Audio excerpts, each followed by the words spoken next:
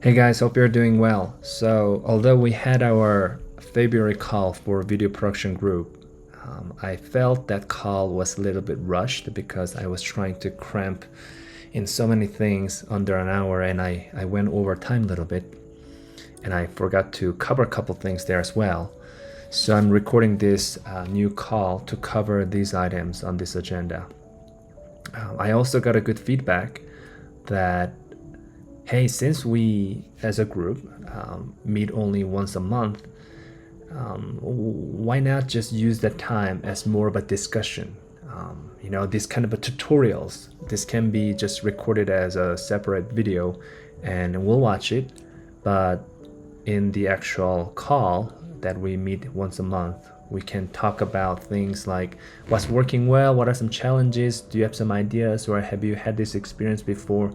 Or even questions on the videos that were distributed before. So I thought that was a great feedback, and I'm gonna try to do that. So this specific recording, because we're covering a lot of things, is gonna be more than an hour, and I don't expect you to watch this in one setting. And also there will be, because I'm uploading this video on YouTube, I will add a lot of anchor points, or chapters now they call it, in the description, so you can click on those and just watch the areas that you want to learn from. I'm not a professional full-time filmmaker nor full-time colorist yet. I don't know, but I'm a semi-professional, so there are areas that you guys know as well as I do, or even have more experience. So just click on those topics that you're interested in.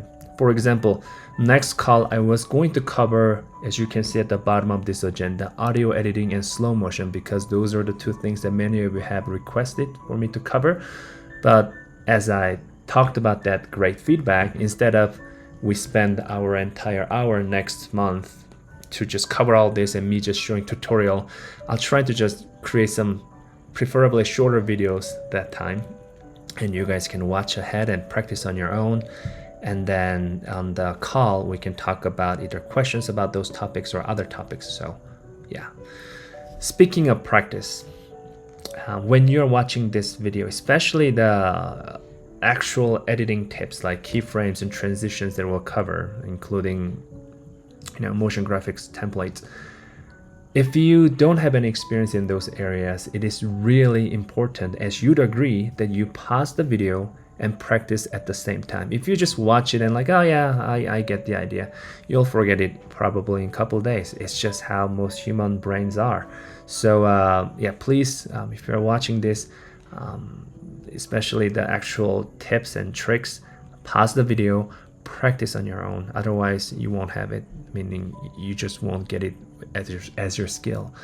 Assignment for next, until our next call, is that for you to create a video, I don't care if it's 20-second video, 30-second video, it can be just a practice video that you will never publish, or maybe you can actually use some of these tricks that you're picking up from this video in your production video. But either way, I want you to create one video that uses at least one trick from keyframes that I'm covering here, transitions, one how do you sell MOGRT, MOGRT, I don't know, but motion graphics template, and then one color mat. I want you to create a video and then post it on our Google Space as a link before our next call. Okay, so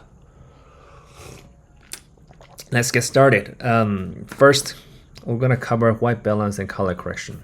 Again, if you already know this topic, just move on. Okay, so some of you might remember seeing an email from me that our Chinese team lead Lily has never really filmed with let's say DSLR camera, mirrorless camera, or digital camera here. So Canon M50. This is her very first shoot with the camera.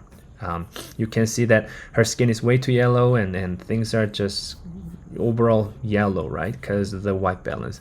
And then next time she tried again, and then this time it's just too blue, and her motion blur is a little bit too much. It's like almost dreamy motion blur. So I asked her to send her the screenshot of her setting, and you can see that So frames, the base frame should be either 24p or 25p, basically 25 frames per second or 25 pictures in 1 second, because that's how motion or movies are made. It's just bunch of sequence of pictures. Think it as your flip book. And in a certain region, 25 is the base frame, and in America and other regions, 24 is the base frame, or 23.56. I'm gonna cover more on the frames per second and shutter speed in my next video when we talk about slow motion. But for now, in this video, again, I'm just covering the basics. So when the base frame is set as 25 frames in full HD, which is great for the Canon M50, the shutter speed should be doubling, right? That's the 180 or double shutter angle rule. So shutter speed rule. So it should be 50, but it's lower. That's why her motion blur was, as you could see, that it was kind of a blurry, right? So unnatural. And then her Kelvin was set a little bit too low, meaning the light temperature or white balance. And for this beginner lens f5.6, the aperture is a little bit too high, so we preferably to stay around 3.5 or 4. And the ISO as well, is for this camera, it's good to stay, obviously when you have enough good light, you want to stay as low as possible. So ISO 100 is the lowest it can go for this camera. For this camera, I don't recommend to go over 800 ISO as top the most. Otherwise, we will introduce kind of a visible noise that makes our film blocky and stuff. And then there is a histogram that indicates our exposure, and you can see that it is kind of a slightly to the right too far, meaning it's kind of overexposed. Well, the white background she's using, there's not much we can do about it because it is so close to her. And you will see that this is basically the setting, and you know, many of you might feel familiar with it. I mean, we took a picture with a wide camera lens, so it looks bigger than what it is, but you know, it's just a tiny space. Not many of us don't have a studio to film like other professional setups do. So we just use the space we have. So she, in this case, put a white sheet behind, very smart. And then she's just sitting right in front of it, and then we have a key light with some softbox here, and then kind of an edgy light or a rim light in the back, and then there is a camera right in front. And this is probably a similar setting to many of you, and this is generally not really, even if it's a daylight setting balanced, the wall here is not necessarily white, nor the floor. So obviously the sound will be another issue because it'll echo crazy, bouncing up all these walls. But sound is something that we'll cover next video. So back to the white balance and setting. So it's a little bit tricky, and in this kind of situation we really need to make sure that we use the white balance using our camera correctly, and exposure as well. So my point was, you know, when it comes to white wall, there's not much we can do because white reflects the light so much, they'll likely overexposed a little bit. But you know, perhaps our subject, the person in the video, might have been a little bit overexposed as well. So we want to kind of stay around the middle-ish. So with that said, then she set up the setting correctly. So you can see that 25p and then doubling, so 150, good. She actually did a white balance. Some of you who use Canon camera, I sent this video link that, you know, make sure to use. I didn't start this with Canon camera. Canon M50 is my only experience with Canon camera, but apparently their white balance is a little bit different from what, you know, my Sony camera or Blackmagic camera does. So I guess it's different, or Fuji camera does. So it's different from everybody for every camera. But looks like you take a picture with a white sheet and then or a gray card, whatever you use, and then you can balance it that way. So be sure to follow this step on your white balance when you're using Canon camera. Of course, if you're filming outside and you know for sure that it's just daylight, then daylight setting might be okay. So but if you're filming inside where we can't really control the light 100% sometimes, or the walls are just bouncing up to make our color, affecting our color and so on, you just know when you go inside a room and you just know, oh, this is not really white wall, this will affect our color and stuff. So white balance is the key. So she did that, just that. And then she made sure that when she chooses the standard picture profile, Canon colors are just great out of camera in my opinion, way better than Sony camera in my opinion.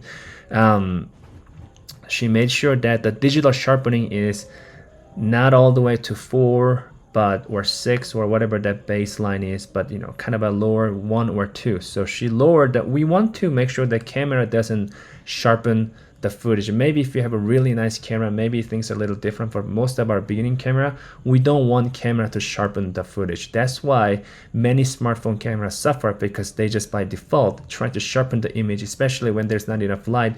That makes the footage like blocky and digitally and all that. Anyway, and then you know, she exposed a little bit lower. That I think the subject is now kind of around here. It's a little bit underexposed, but it's okay. We'll take care of it in the editing. So she filmed this, and this is how it looks. Let me pull this up.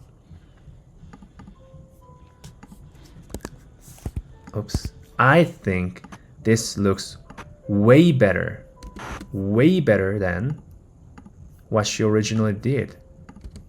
Wouldn't you agree? So she did a really great job as a person who just never really used the digital camera before. And this is great place to start.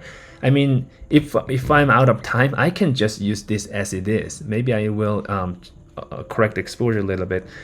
But again, that's why I love about Canon camera. Sony camera, I can't get this out of the box. I have to always edit a couple things. So this is a good start. And so now we took care of the filming. Let's talk about editing in terms of, you know, white balance and then the color correction.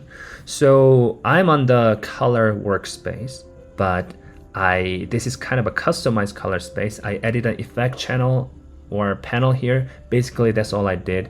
Then I can, you know, use Warp, or I can change things here and there. So whenever I get a footage, what I first do is to bring it to the color workspace, do color correction first before I cut or edit anything, right? I do that first, and then I take it to editing and then fix the audio, or I go to effects and fix the audio. Sometimes I just fix audio here if I'm in rush or something, because I can use effects here. Then once I prep the footage and ready to go, then I can bring it to the editing and then start editing here. So again, before you start editing or add text or anything, before you do, you gotta first work on your color correction and audio editing. Audio editing we'll cover next video, okay? Good? Okay, let me drink a sip of barley tea really quick here. And let's look at the color. So before I add the footage on my timeline, I'm just gonna check on my monitor and then just choose what I want to use. I don't need the sound for this because I'm just practicing. So I'm gonna press I on keyboard, in and out. So I'm gonna use that much. I'm gonna just drag it here, and then I'm gonna push plus a little bit to make it big enough for me to work on. And so this is, again, looks great to me. So the very first thing what I'll do is obviously white balance, just making sure that speaking of white balance, I'm not gonna talk on this too much because I'm not an expert on this topic, but I noticed and also heard from other professionals that each camera has their own color kind of a feel. Obviously I talked about how Canon and Sony are different a little bit. You know, I just generally like Canon color. I think Sony colors are more probably correct color scientifically, but Canon colors are the most pleasing and it's just really easy to work with. The skin tones are great, like right there, it looks great to me.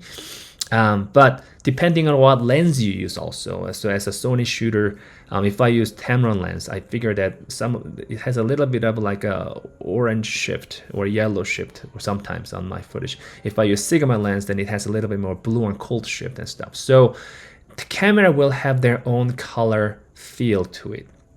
And so, and then that's why and when you're looking at your LCD monitor, tiny LCD monitor on your camera, you feel like, oh, it looks good, so I'm just gonna, this is a good white balance. I'm not gonna white balance. It doesn't need it because I can kind of get it. Well, if you're really super duper experienced, that might be the case. But in most cases, again, the camera LCD, depending on what kind of light situation there is, it will deceive your eyes. Human eyes can be deceived a lot. That's the kind of the same for your computer, your screen, your monitor screen. Right now I'm using MacBook. I switched to Mac about 2 or 3 years ago, I've been using a bunch of Windows laptop for editing before. I noticed that I go through a laptop a lot, and sometimes for work, sometimes just for my own purpose, and each screen is just different. It's ridiculous. If you just put screen next to each other, it looks different. Mac, I feel like their quality in terms screen quality is more consistent, but even my different Mac model has some different color hue or in there. So how do we know? By just looking at the screen. And same thing, if you are looking in the daytime, let's say you're just editing in front of like a bright window, and then you're going downstairs in dark setting, it will look different. Your eyes will deceive you. Also, the MacBook, I think, uses a thing called True Tone. Just turn it up when you're color editing or color correction and color grading, because color tone will just change the color however they want, and I don't like that, and I don't think, again, it's deceiving your eyes. True tone, I think that's what they're calling it. Lastly, depending on the even brightness of the monitor, it will deceive you. Right now I'm in the kind of a more of a cloudy sky today, but my screen is brightness is max, but again, that's probably also affecting what real color is. So the bottom line here is just scope. The lumetri scope is in your editing software is generally your best friend. So let me actually go to waveform first. I hope my background music doesn't bother. It's just my Alexa playing some classical music. Anyway, so anyway, the point is, when you're editing, make sure to use scope to know your exposure, but also about your white balance. Okay, so on this one, is it too loud? Alexa, volume down. Okay, exposure first and then white balance. So the first thing you want to look at is the 100 and 0, because this is an 8-bit camera of your footage. Right now this thing is white wall behind her, and this here is Lily, and we want the brightest white to hit about 100 and the darkest part hit about 0. Of course, this depends on situation as well. If you're filming just in the dawn, the morning, you're not gonna hit the brightest part 100%. It's set as a kind of a darkish kind of a time. But for most of our videos that we're filming in the studio and we're trying to control the light, we want more of a clean TV advertising look, right? So in this case, we're gonna go to the general. So you can use both basic correction, curves, or color will match. I'm not gonna cover this in this specific video, but in the color grading video in the future, I'll cover this, or you can just go ahead and watch our color grading central training video. It's a lot more professional and well-made tutorial there. But color will, basically, I'll just say that some people, and I include myself, felt like the gradient of gradualness of change of your white and shadow and midtone skin tone is more gradual than using the basic correction. But for here, we'll just use basic correction. So white, I'm gonna increase it until it hits the very top, about there, and then the dark black, I'm gonna do that as well. And sometimes, so exposure is also very important when you're filming. So this was tiny bit underexposed in this case, and then that happens. It's tricky because if you have a really white background like this in the back, it can be quite difficult for you to tell. Like, am I exposing right? And that's the limitation of a histogram. That's why we use waveform, and this is basically waveform. I think this is what called to here, yeah, waveform. So when we have an external monitor in the future, perhaps, then we can talk about that. But anyway, so back to the exposure. And generally what I do, again, it looks great, but what happens when you increase the brightness of your shot? Generally, your shot gets less saturated or less contrast. Actually, that's not true. It looks that way. It's just the way it looks to human eye again. The color itself won't necessarily change by adding just brightness, but if you're actually a designer and stuff, feel free to correct me wrong. But anyway, the point is, sometimes when you increase a lot of white, or if you darken it, then the saturation and contrast will change as well. So in this case, I generally you can add the contrast to make it pop more like this, right? But that's too much, obviously. But I tend to play more with the shadow. So I pull down the shadow a little bit, see how her, I don't know if you can see well if I'm screen recording, but you know, the part of her, she pops a little more, right? So I just do that a little bit, and her, this is probably her face is sitting between 80 and 60, so I think that's fine. So generally, so the exposure is done. Now this is where the white balance comes in. So I'm gonna switch to from Luma, which is all about light, to RGB. And what this RGB is telling me is that, hey, this white background here, it's a little bit more on the cold blue side. To me, it looks good. Part of it might be because it's kind of overexposed here. So it's kind of a blown out, and we lost, you can see it's hitting 100, so we lost the information there, especially with 8-bit camera. But around area around here that is not overexposed, it might be giving a little bit of a blue tint. I cannot tell right now. I mean, I think this is pretty white, but here's the thing. If I do auto selector, and again, it's not perfect tool, it's just computer trying to calculate the given data, and we have to consider that, okay, what camera did I use, what lens did I use, is it possible that they just have this kind of a tint in that camera itself, and all that, and what was the lighting situation. But for basic level, just start with a white balance selector, auto white picker, and if you have a white card, so it's recommended that you just hold a piece of white paper, or if you have a gray card, that's great too, in the beginning of the footage, so you have a reference. But right now we have a supposedly white wall in the back, so I'm gonna click on here, and what we'll do is look at the change in this colors. It'll try to converge or merge this blue, red, and yellow or green into a white. So here we go. So now it's rather more white. But you might also think that, oh wow, but it looks like, you know, okay, sorry, my cat is being loudy. Shh. You might feel like this looks yellow compared to what it was. So Control Z, this is before. You might like this better. You might think this is white, and then Control Z, you might like, oh, this doesn't look that good. But according to the scope, and scope is not necessarily always 100% correct, because again, we have to consider what camera we use to film and stuff. But generally, it's safe to go with the scope. So this is generally probably whiter than what it was here. But you might like this look better for your video. That's where color grading comes in, so we can talk about that. But for color correction, I'm gonna start with this baseline, and then what I'll do is I'll probably check on her color, her skin color now. Her skin color looks just fine to me. And also I think I'd rather have a little bit of just a bit of blue in the background. So I'm gonna raise this a little bit towards to, so about there, and I'm gonna decrease the green tint just by 1. So I want to start with that, and then that might not be the most correct color of exactly how it looked when she was filming, but for our viewers and the videos we're trying to do, I think this is a good place to start. A couple things I can do is now go to curves and check her skin color, or skin tone, not skin color, goodness. So basically what I mean by that is it generally aligning with the skin tone. Asian's color, Asian skin, I think it definitely has a little bit more yellowish tone. Yeah, let's just start there. So what I'll do is I'll grab a pen tool on opacity and create an opacity mask, not the actual mask, but opacity mask. And this is basically separating her skin here. I'm gonna zoom in a little bit. And I explained this briefly in our curve video or previous video, but hue versus saturation is if you choose a color, and this is around this color because that's kind of skin, blood is under skin, so it's kind of red area.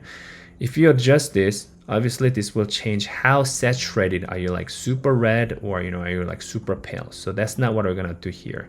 And at the same time, we want to look at the lumetri scope. This time we're gonna move to vector scope, YUV.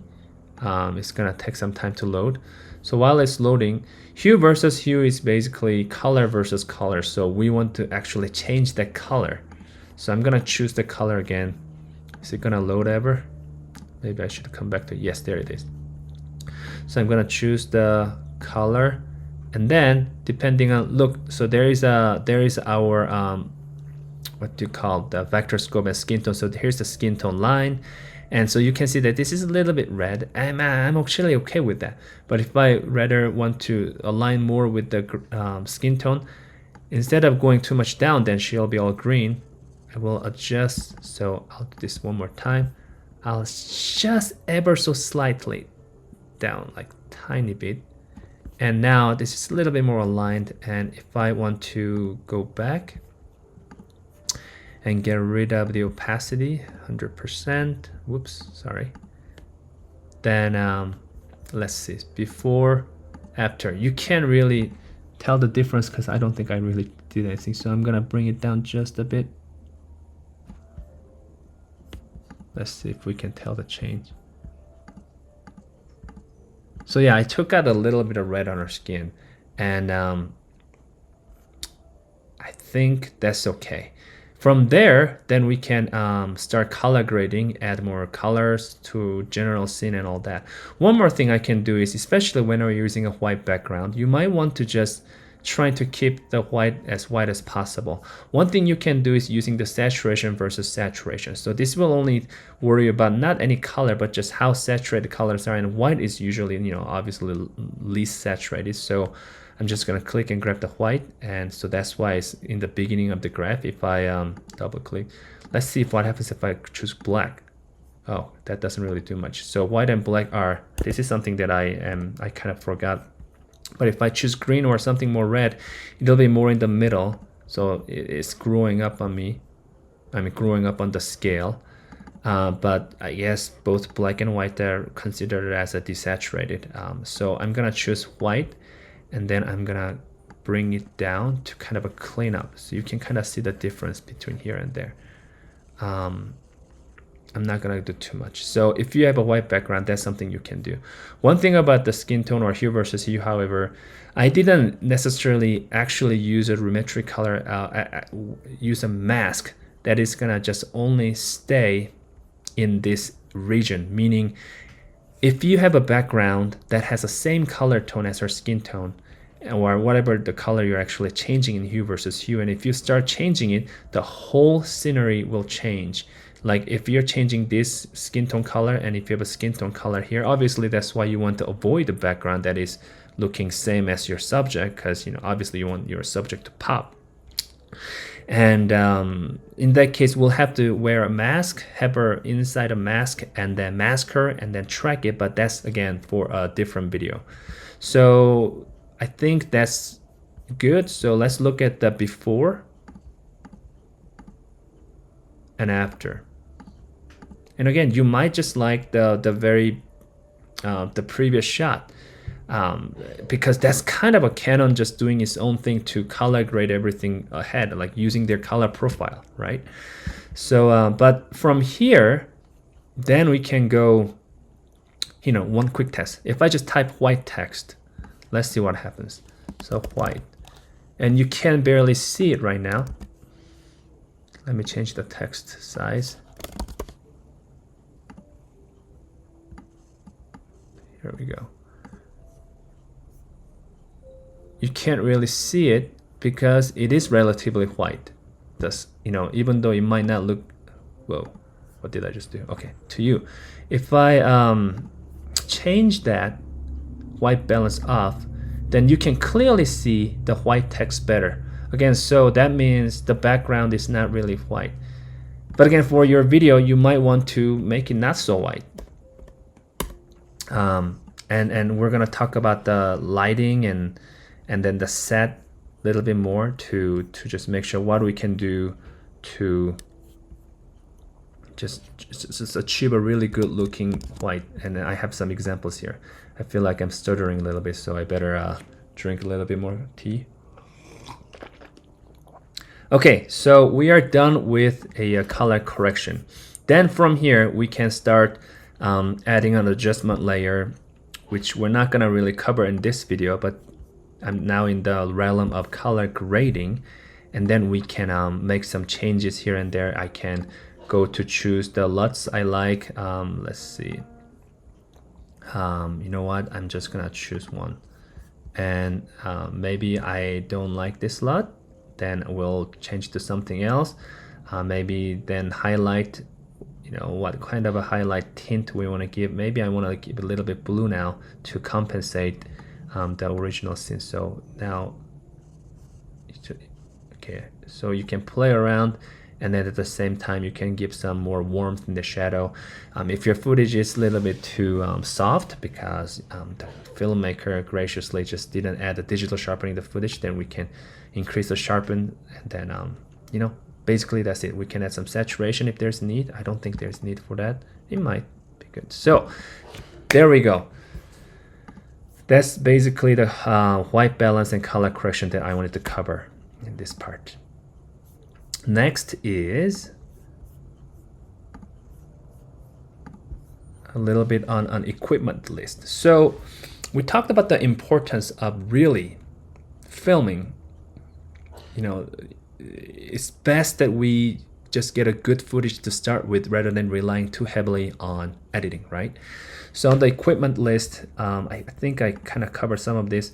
So right now, most of you are using Canon M50 with the kit lens and then the pancake lens, which goes down all the way to f2, which is recommended. I recommend that we use this lens instead of kit lens. Oops. But sometime later this year, I want all of those who just are using Canon M50 to get the company camera with the Sony ZV-E10. This is about the same price as the Canon camera. It's just out of stock most of the time, and it'll just shoot a lot better 4K lens. I mean 4K footage with quick what do you call them? Autofocus, and this lens is like a legendary lens called the Sigma, and it goes all the way down to f. That you don't have to go all the way down to f1.4.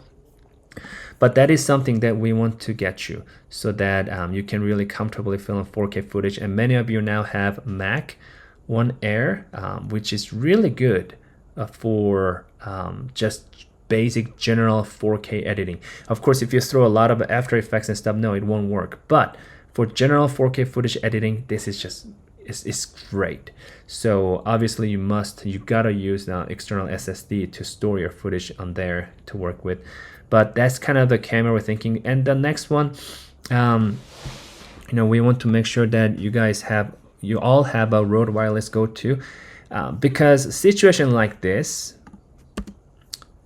that everything will just bounce up, the hard floor and hard wall, the audio will just not be good. Even if you use a camera audio shotgun mic on top, might be not as bad, but you will still pick up echo. So using a good lav mic that goes along with you know, lavalier, they're coming up with a new one. I tried both, they're pretty good. I'll get some test video out soon.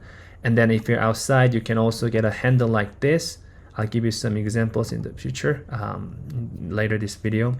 And if you're using a smartphone, this has an excellent interface that you can just record audio really well. Again, I will explain further on this later, but these are the tools you really want. And then we can get if you need a shotgun mic because for some other reason, then we can consider thinking about getting some of this. But the point is, for audio, this is the must, okay?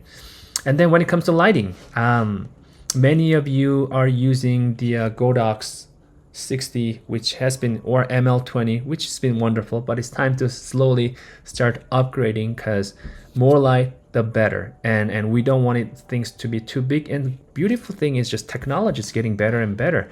I was shocked that when I tested this light before and then made some practice videos with you guys, for you guys before I showed you a little bit. But now we have a light, a little bit louder with a noise, but still super tiny. And then it's just amazing how small this light is. And if we look at the, I mean, you can see that all these links I posted, you can see how Hey guys. Caleb from DSLR Video Shooter is demonstrating the video. So he's showing how the light can be used. But first, let's get this on a light stand and see what we can do. Well, hello. In this first setup, I'm using nothing but the 60D and an umbrella, which gives us a little bit of diffusion, but it's still pretty harsh.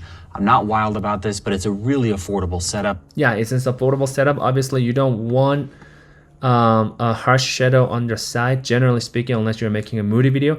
In that case, you will either need an extra light or bounce, which I'll talk about it shortly. That comes with the light to make this so work. This is with umbrella. Oops, sorry. And wild about this, but it switched to one of my favorite budget soft boxes. And this is with the softer box from Newer. It has a Bowens mount, goes directly on the light. I think it looks much nicer, much nicer. It's just a little bit softer, okay?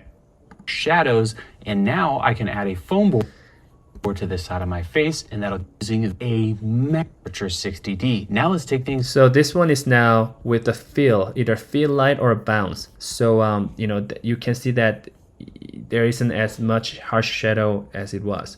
So the bottom line is for the light is that you either get well, many of you have already one light, so you just add this and make this as a key light and use the other one as a fill light. And because their colors will be a little bit different, especially the Godox light and then the aperture light, you will need to probably do white custom white balance.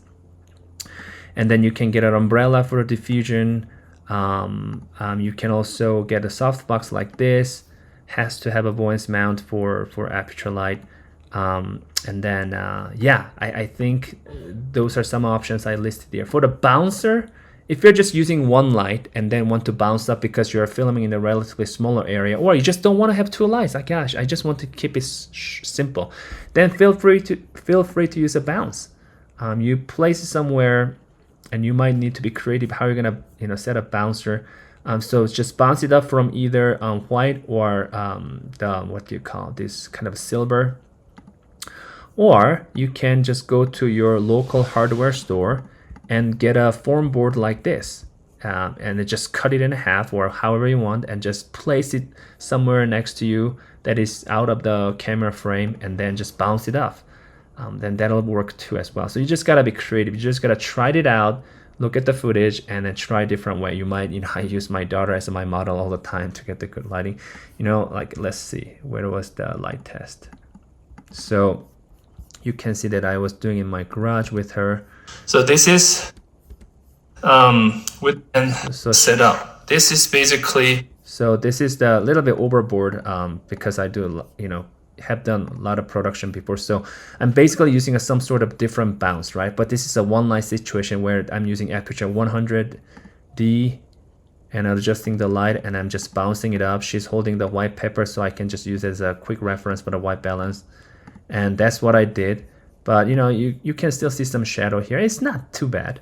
But if I bring the light now, because light is kind of shooting at her 45 degrees angle down from what? Right corner top. If I move it to in front of her, which is butterfly lighting, as many of you know, then it's kind of about wrapping her better. Look. Obviously I'm using Sony camera and my lovely green tint just by default. This is just what Sony camera is. And some people might say it's more cinematic look and stuff, but I just make some changes. So this is before editing anything, color correction and whatnot. You can see some shadow here. And I don't think people care that much. So unless you're really doing like a professional filming, then you will have key light, field light, and rim light, all three lights set up. But otherwise, just be creative, practice with the bounce, and so on to get an appealing look. Okay. So I think that's about it for the equipment that I wanted to cover. So let's look at some examples. What is this example? Hello. Oh, I wanted to show this example because Philippines team is using Rode, wireless Go 2, and then they have a little handle that they purchased. So again, I will post the link. The link is in the equipment list. And so that's hello everyone, welcome to Fate. I thought that was a pretty good example there. I want to show you some now other video examples that we covered, and some of them I missed. So let me close some of these links. So example 1, what is this? Oh, so it's a pretty good interview video. Obviously they have more budget and they have a nice camera and all that. But again, we will be using 4K camera soon. So when we zoom in and stuff, we'll just have a lot more detail and things will just gradually get better. Okay. but right now what you are doing is just plenty awesome and great. Hey bosses, it's Marie from Asian Boss. So you can see that the good contrast with the text, some motion graphics, and then the question is also kind of fun, like why are there so many engineers in India? Yeah, I was curious about that before, and now they just go to the interview and ask questions. So what was your reaction? And all that. So that was one good interview reaction. They're using a good background blur lens so that separation is enough. So there is that link for you. And they have some good interesting topics. So it's really good for interview setting, the Asian Boss channel. Number 2, why did I choose this one? Oh, this is from our own very Philippines team. So Mac is using the 4K Sony camera that is about same size as what you'll be using eventually, and he just has a really good taste on color and looks great. And he's also using motion graphics and a little bit of a hunting of autofocus here and there, but again, this is a really good setting up. And then I've noticed them avoiding anything with coffee or tea on the menu. Also using different motion graphics and stuff, which is awesome. And yeah, so that's something that obviously because he's literally filming this by himself, okay? And audio is something we all want to improve on, so that's something we'll be covering in the future. But this is such a good video, and it was really popular videos in there as well. So check it out. Okay, what's the third example here? Oh, this was our Chinese team video. Shot on Canon M50 using the Rode mic. And I just love how they use music and then the font. It's just so engaging. If I didn't have any of this font popping up here and there, I probably might get... of course, the interviewer is just doing an amazing job, if you can see right here. 自己找一些事情来拖累自己，可是你会想说啊，我滑一下 IG 好了，就看一下有什么信息就好了，对。Yeah, again, even there, like this kind of a text right there, it just keeps people like right here too. It's just I noticed that a lot of Asian teams like Japan and Korea and China, Chinese teams especially, use a really lot of good fonts to just have people user focus on our video, right? So there's a good use of that. So good example there. And this is our French team example. What they do is they just every Sunday they post a kind of a hymn or music video, and this is basically UGC user-generated content. They just film with their smartphone and send it to us. Some qualities are good, some qualities are bad. But what then our video production manager Isabella does, she just color grade to make it a little more vintage look, and then throw some text or throw some B-rolls. Anyway, I think it's just a win-win because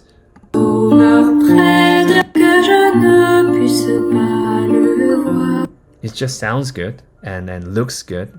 It's not like just color grading is a great job. So a quick music video, again, user-generated content, the power of a user-submitted video and how we can utilize that is another example. What's this? Oh, this is our Japanese team video. Again, using a good font. Good intro there. And one question I asked her during the meeting was, Michiru, how do you keep your shots so well exposed? And what she's doing is she just has a room that has a lot of windows and good sunlight coming in. So again, sunlight is our best really light if it's well maintained, right? But the only problem is we can't control the sun. So if there's a shadow happening or clouds covering, then we're kind of lost, right?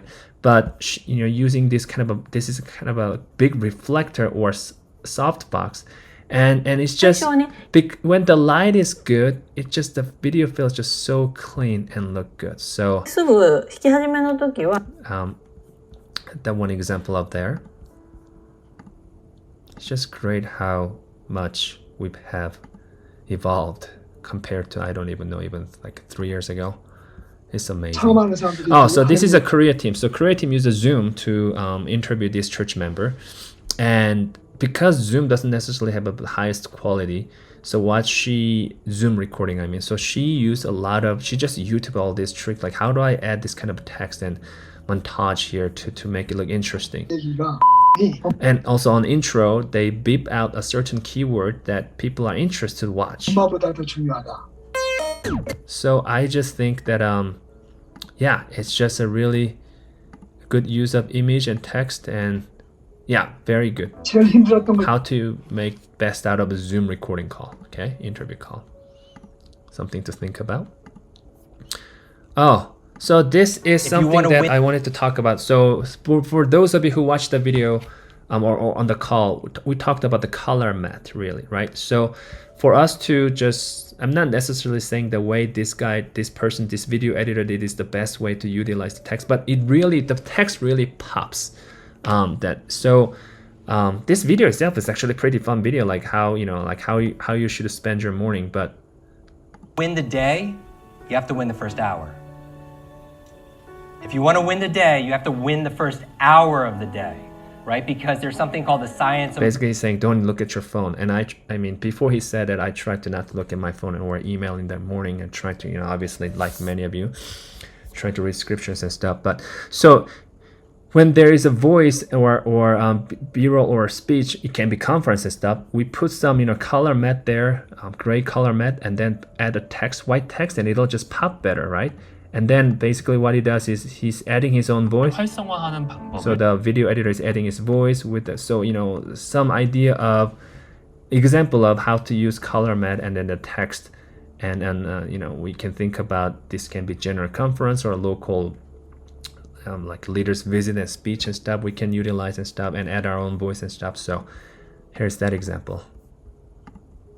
Okay, let me sip one more tea here. Oh, and I hope all of you had a chance to watch this video, this awesome video on the Latter-day Saints Black Priesthood Band. If you have followed the news, it's just a kind of divine timing that we published this video when there was some controversy going on Brother Wilcox's mistakes on his wording. But some of you already watched this. If you haven't, please watch it just for the sake of your own knowledge. And this will just demonstrate how powerful what we can do. Because, church is not necessarily going to publish a video like this. And then, it's just a perfect collaboration between the writer's team and the editor's team. It's a 21-minute video. It can be overwhelming for some to watch. But because of such a good use of editing, and, we're going to cover this kind of a trick, how to have the text float in the, front, eventually in the, like this. First presidency under George Albert Smith. The attitude of the... We're gonna cover this when we eventually cover After Effects in a couple months or something.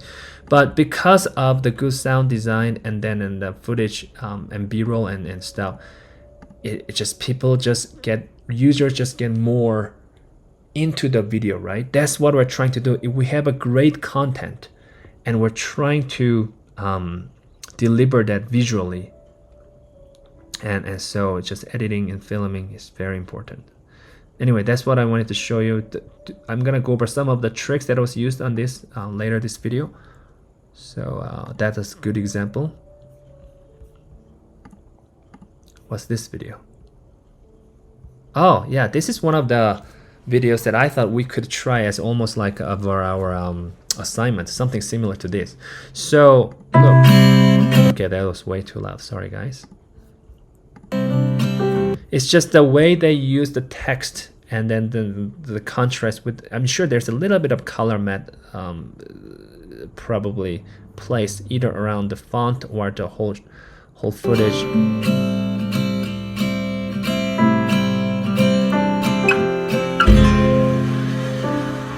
Okay, I think the rest of the video is kind of midi-core because then it's all just text and like, why did you do that? But using the good text, this reminded me the video that probably all of you watched before President Nelson was making this announcement. Again, the text really shines, right? Because again, there's a color matte, something like that was applied here. And then all the footage has a similar color scheme as well. So again, visual telling is so important that when we have such a great message such as the gospel of Jesus Christ, but by enhancing that experience, viewer experience with the visual telling, with the good editing is the key. So always think first, what can I do to make users understand better, focus better on our videos, and so on. I think one last example here I want to go over is the Sense Unscripted really quick. You can see that how both their cover, their thumbnails, they work designers are just very engaging. You can see our Caitlin over here. And then if you look at the home, hey guys, so I recently there is a featured video uploads, popular ones, and some channels, and then the shorts as well. So you want to think about like, how am I managing my channel that way. Okay, so we talked about that, and let's talk a little bit on font and colors. Some of you here have a designer experience, and I'm not a designer or anything, but it's something that I've been reading and learning a lot, and doing it and practicing over and over. So I'm getting a little bit better taste. I'm a basic taste. That's all we need.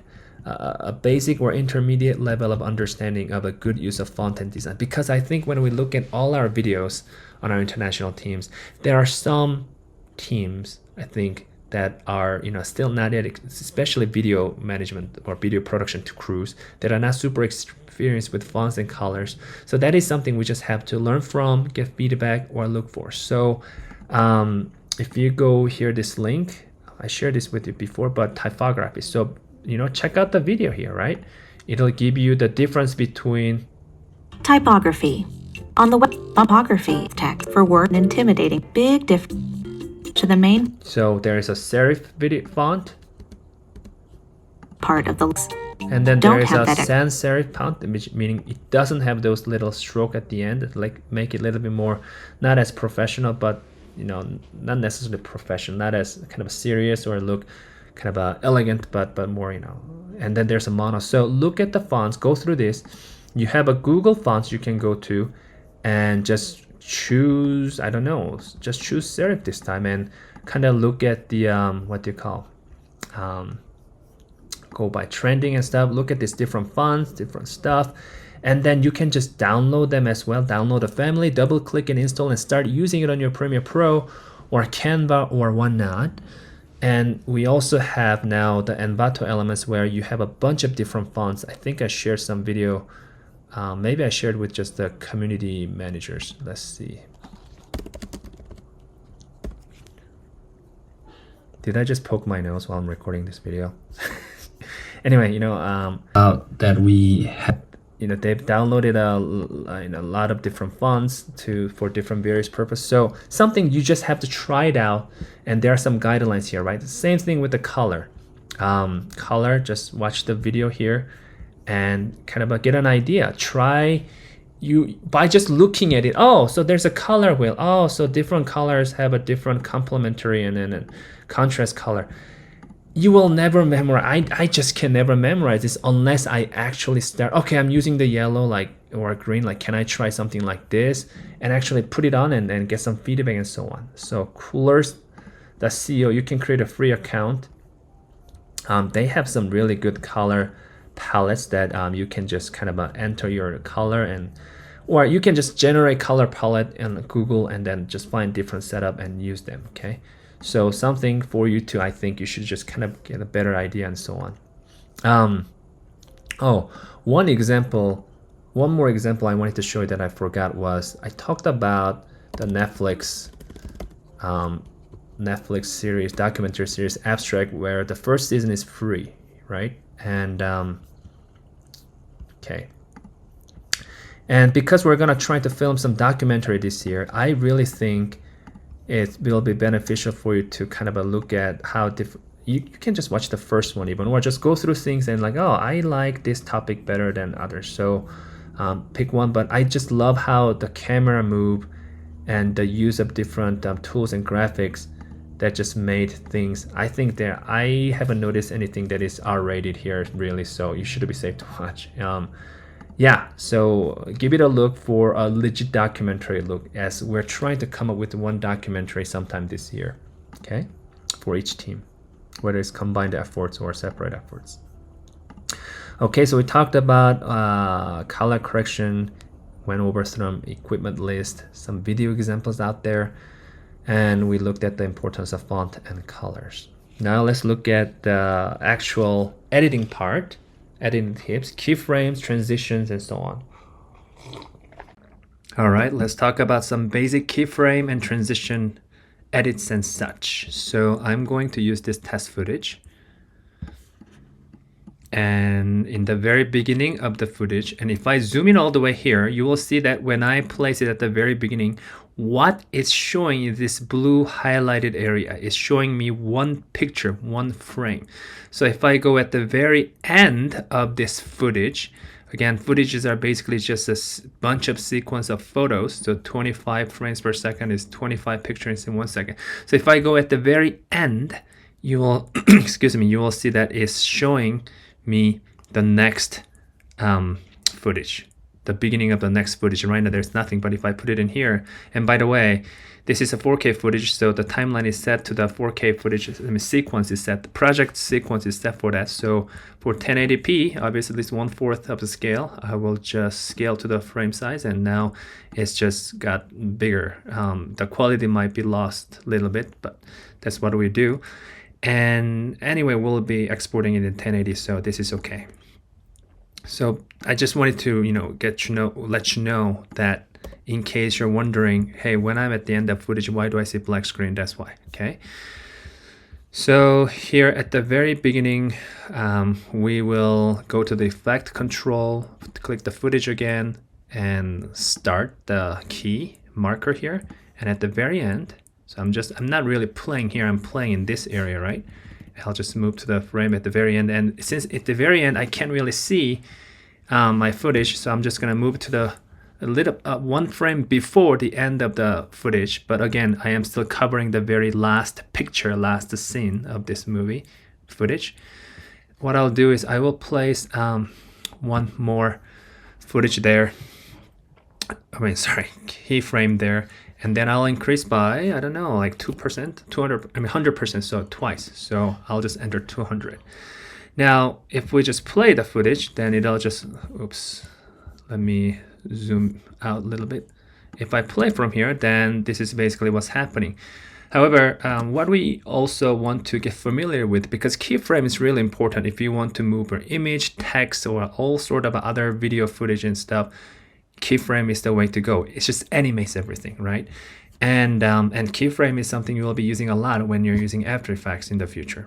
So we want to also, don't separate position and scale or think separately, but also think about using the position as well. So generally, when I touch scale, I usually just key positions as well, even if I don't use it. Not always. So in this case, now I think I'm actually in the wrong spot. So right now, the bottom key is not highlighted as blue, so I'm not at the very end or near the end frame. So I'm just gonna delete that. Let me select and delete. So I'm gonna move all the way. Now I am on top of this key frame. So then I can select this. So now they're at the same spot, both position and scale. And obviously I don't want to zoom in like this necessarily. So what I'll do is I'll click here and change around a little bit. I want him to be a little bit here, and I want to see his head apparently. So now, well, it's a little too far left. Now this is what I want to see. So you can see that when we zoom in this time, we not only just zoom in or scaling, but we're also moving our position, and it is really simply done. I don't need to worry so much about it, because all I need to do is just select a frame and just use, you don't need to type numbers necessarily. You just click and hold it and drag your mouse and it'll change it for you. So that's the very simple keyframe introduction there. Now let's see what we can do with the keyframe at the basic level. So what I'm gonna do is, again, I'm gonna double click and then in, out, whoops, wrong button, in, out, and I'll just drag the footage here. By the way, so if I keep existing settings. 4K is the sequence frame, so she will look smaller. So the footage will look smaller. So I will scale it again. And by the way, when you're using the INO, in and out point, and somehow you want to get rid of it, how do I get rid of in and out point? You just hold Command on your Mac. On the on Windows, I don't know, it might be Control, but you know, just Google it, and then you just okay, it's not Command actually, it's Option key and Option I. So sorry. So in that case, Windows is Alt. So if you somehow set up in and out point during your timeline footage and you want to get rid of it, you just hold Control Alt or Option key on Mac and just click those, type those INO, and it disappears. Anyway, here's a quick tip for you. Back to here. What I want to do is using that keyframe again to maybe kind of a pump effect, pump animation. So what I mean by that is, so let's say here around here, I'm just going to put scale, and this time I'm not going to worry about position. And maybe, I don't know, like there is no such like formula. I'm just going to go by 10 frame. Was it 10 frame? So 1, 2, 3, 4, 5, 6, 7, 8, 9, 10. Okay, 10. And then we're maybe around 5. I'm going to zoom in a little bit. Maybe around the middle here, and I'm just going to increase the subject by 10%. So if I play it, so that was a little too slow. So I can then just move it a little bit closer to each other, and you just have to get a feel for it by practicing and then say, oh, I like that a lot. So if I do that, yeah, that's better. Now, if that felt a little bit too staticky or robotic, what we can do is we can actually add, what we call this is temporal interpolation, meaning we're basically changing, we're telling how these animations between keyframes should work. So there are different type, but easy in is something, it'll then mildly make things a little bit smoother. So that's what it is, and you can add a sound effect or so on. So that's one thing you can do. We can also rotate. So, and obviously you won't be really using it. I will be actually showing you how I'm using rotation for a kind of a cool rotating transition. And when you do transition, it's really good to use a sound effect, which we'll cover briefly soon. So here, let's just say I want to start, I'm gonna forget about the scale. I want to rotate, and I just want to, from here, I want to rotate by, well, let's kind of go a few more frames away. So here, and now I know I'm right here. So if you happen to want to change the previously selected or placed keyframe, just make sure that it's highlighted as blue and you select on it, and you can change. Okay, anyway, 1, 2, 3, 4, 5, 6, 7, 8, 9, 10, or yeah, maybe 8. I'll try it this time, and then go kind of in the middle, and then I'll just change rotate by maybe like this. Okay, now if I play, it goes like this. Maybe that was a little too fast, then I can just drag it out a little bit. Yeah, maybe. Now again, we can just grab them all and then right click and ease in. It's a little bit smoother. Yeah, so what I'm trying to demonstrate here is the point of anchor point. What is anchor point? So anchor point is basically where the animation should start. So if I touch anchor point, this blue center thing is showing where the animation should originate. Since it's pointed in the centered, so obviously that's why the animation look like this. It's just there is the center point is right there. If I move this here, what do you think will happen? This is the center point, so it'll spin around here. Okay, so if I play it, you see that? So sometimes, I mean, many times you might not deal with anchor point, but sometimes, I mean, this is all from my own experience, right? Feels like your animation using keyframe is not working well, and it's not working as intended, and sometimes because your anchor point is set wrong. So that's something you might want to consider. Okay, so that's about that. Let's see, what else did I want to cover? Opacity. You can also change opacity. So let's say I want to somehow, I don't want to sound, so I'll double click in, out. I'll just grab it here. Let's say I need to scale this too. Many of us are familiar with just default transitions. I can just apply transition and it'll just cross dissolve and something like this, and it doesn't look bad. You can change the time to 12 or whatever frames, and oops, I did something wrong. So you might say it doesn't look bad at all. Yeah, there are things that we can do that, but we can also achieve that with opacity. So for example, if I can just go almost back up her frame effect, and I'll just say the opacity here. Here we go. The frame at the end, and then maybe start around here. So she's just doing just fine, and then from that point, I want things to kind of fade away.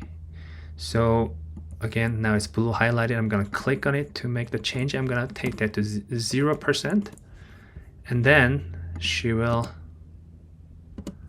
So it's kind of the same thing, but you will see in the future how being able to actually control opacity, there's a blend mode and stuff as well. You will have a lot more freedom than just using the default transition that you can just drag and drop or set. Okay, let's look at some little bit more specific examples that we can use. So Lily here, let's say we want a Book of Mormon just pop up here.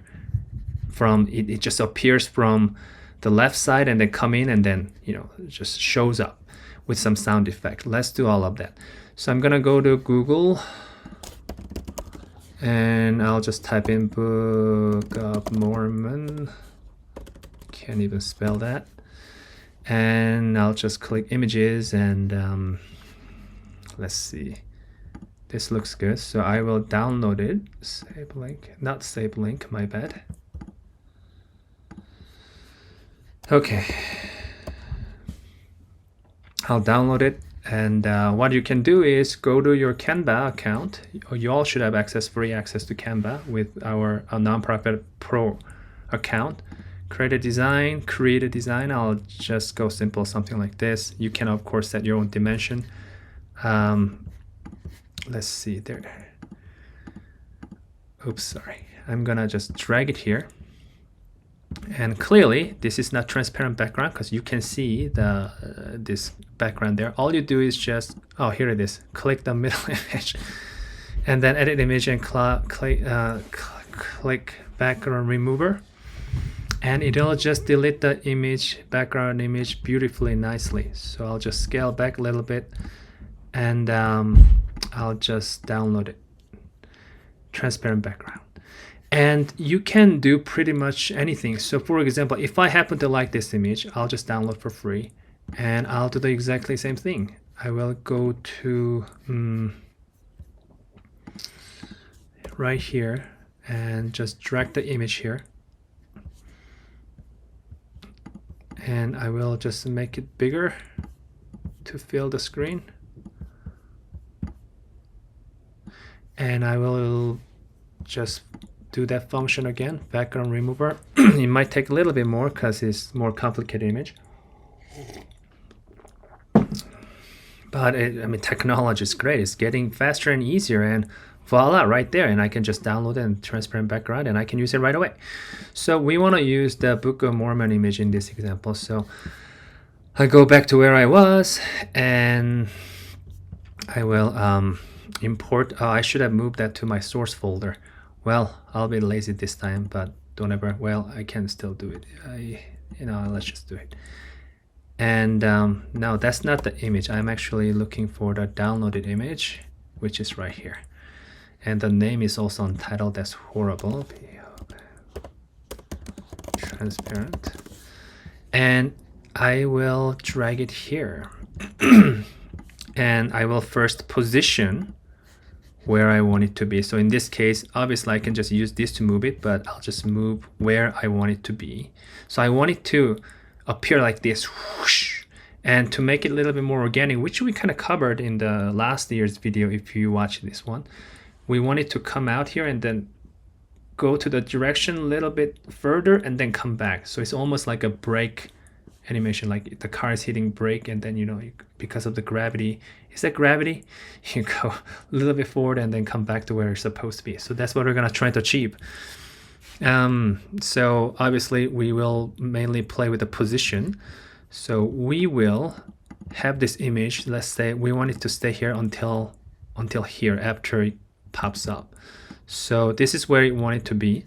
So we'll play the position here and go back to by 1 or 2 frame. It's up to you, just figure out which works better for you. Maybe I'll do two this time. And we want it to go a little bit further ahead of where it's supposed to be to kind of give that braking feel animation, hitting the brake animation. So maybe I will do, maybe I will add 10 more position number here. So maybe 690-ish. And then let's kind of go back to maybe 6 or 7 because if we make it too long, the distance is too long, then it'll feel like the book is going too slow. So maybe around here, and just test it out, guys, okay?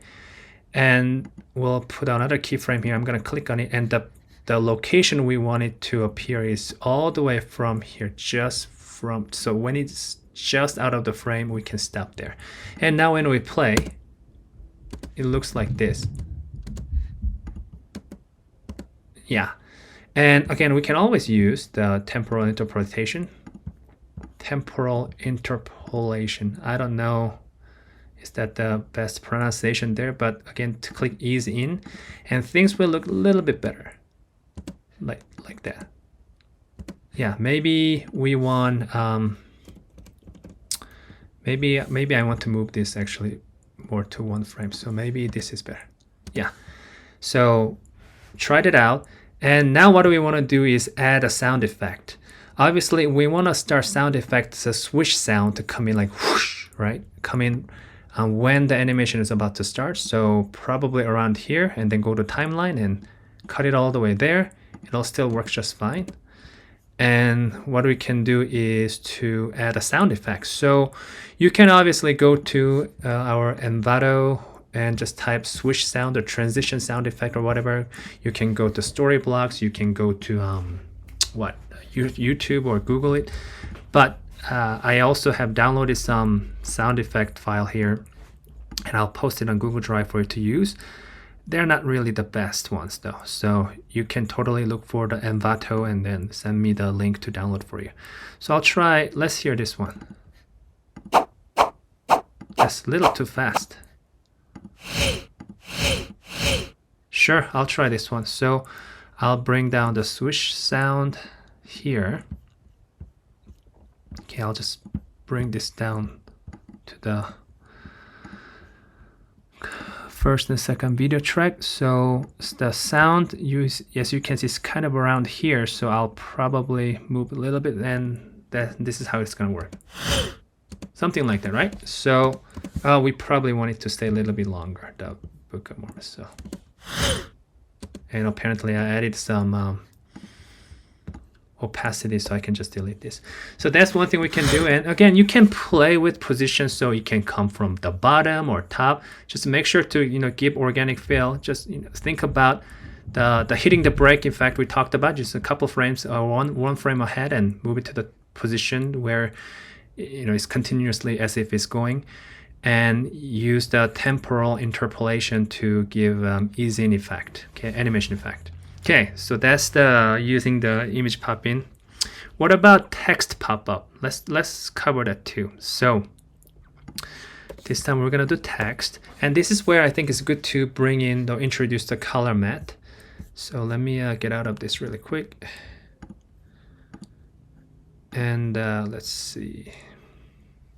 Oh, I don't know if I talked about this ahead. So let's say, by the way, you have you're actually, really ready to dig in editing. So you have color, let's say you have multiple video files and sound and then images ready, and you have color, correct them and stuff that are ready to go in the color workspace.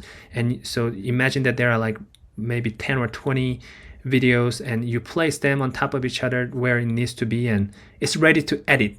But while you're editing, you might make a mistake and something goes wrong, and you just have to start from the scratch again.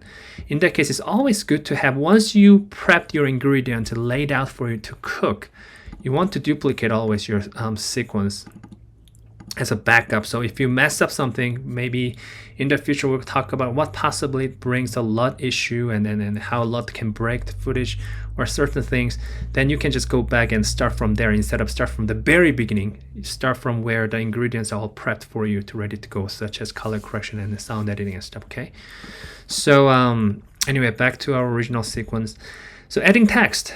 So if I just add a text like this, so I click the text tool right here, and then I don't know, I'll just use impact.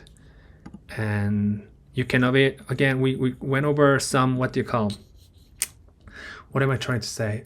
We already went over some of the fonts and color in the previous section of this video, so you don't have to use the same font that I'm using, obviously, right? Okay, I clicked something wrong. I'll just get out of this.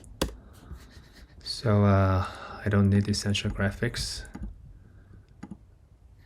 Okay, so back to where we were. Let me get out and go back to our footage. And I'm just gonna add a text again and type pop. I'll just type out the word pop. And let me adjust my window a little bit so I can see better. And you can see better as well. And what I can do here is now go to Effect Control and just change the position. I want to center it. Let's say I want to center it. So I'll just center the text. And yeah, I mean, you can still see it, but especially with a white background, it's difficult to see the font, and we see that problem a lot, right? So what we gotta do in this situation, we want to add a color matte. It is like one of those previous example that we watched of the inspirational speech, that how to speech video, how to make the white text pop, no matter what background we use. Excuse me.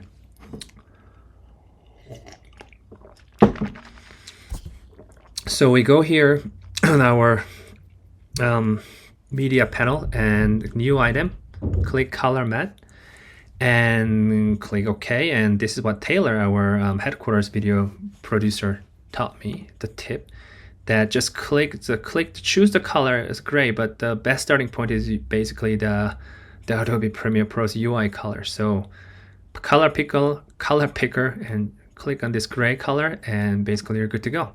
I'll just name it color matte, and now we see it on here. And what I'll do is I'll probably should put that in the folder here. So I will place it above. Let me hit the key here. Okay.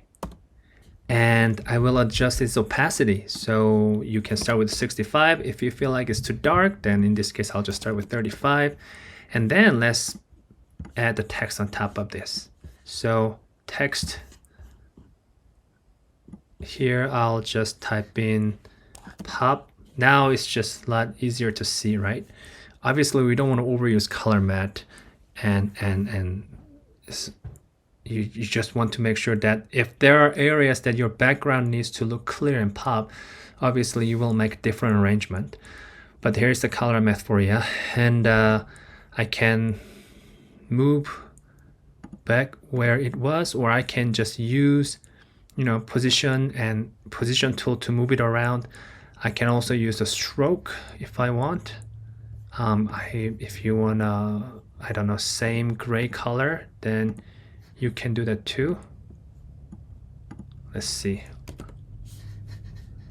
I didn't choose this, did I? Okay, so stroke, same gray color, maybe 3. You know, I mean, 3 is probably hard to see, but it's up to you. I don't like stroke sometimes, so when I have color mid especially. And how can I have this literally pop animation? So I actually want to move it to a different spot. So let me just move it maybe around here. I just want the text to pop here. Let's just say that's what I want. And get out of it. So it's basically the same thing. Let's look at the keyframes. So I'm gonna adjust this a little bit. And I just want her to, okay, let me adjust the timeline really quick. And I want the text to pop around here. Scale. And I'm gonna go back by 1 or 2 frames. I'll just go 1 frame this time and click, and I want it to get a little bit bigger. So it's almost getting too big and then come back to where it's supposed to be. So maybe 10% is what Taylor suggested. And oh, by the way, you just looked at something. Something is not right. Did you notice that? Well, let's finish this first. So we go back here, and maybe this is about 6 frames is where I want the text to show up. So I'm gonna make it to 0. Let's see what happens. So the text is popping up from middle to here, and that's not what I want. So this is where anchor point comes in. Maybe what I should have done is just obviously just have done everything here instead of bring it up to the vector motion. Well, again, I'm not like super professional. I just do what is working for me. But this is kind of situation where anchor point can help you.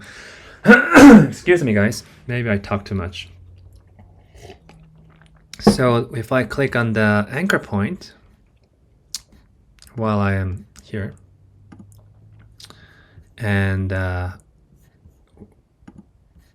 can see that the anchor point is here. So I probably want to move it to, excuse me, let me start again. I just want to move the anchor point to the middle of the pop text here for this vector motion. And what'll happen now is then if I start that animation again, that's the origin of where animation should start. If you guys have a better tip or better way to explain this, feel free to please just comment and such, or just educate me.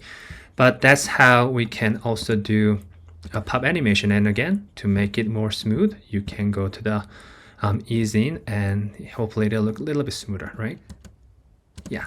And where it's starting, we can go there and then just start from there.